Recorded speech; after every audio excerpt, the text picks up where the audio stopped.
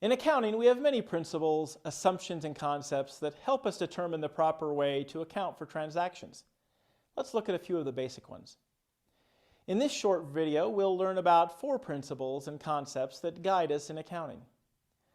The economic entity concept tells us that a business, regardless of how small, is a separate economic entity from its owners or owner. So the transactions for Dave's household and Dave's part-time hot dog stand must be accounted for separately.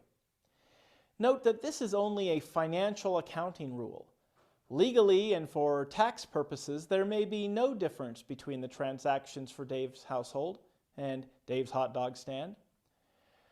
But there is for financial accounting purposes and the preparation of financial statements.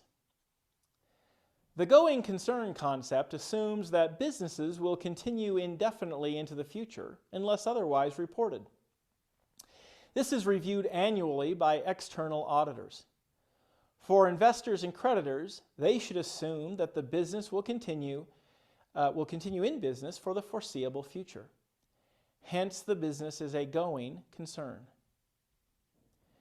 The cost principle requires assets to be recorded at their purchase price, which we call cost. Then they will remain at that value because cost is verifiable and reliable. Generally, assets are not increased in value when their fair market value increases because fair market value is less verifiable and reliable.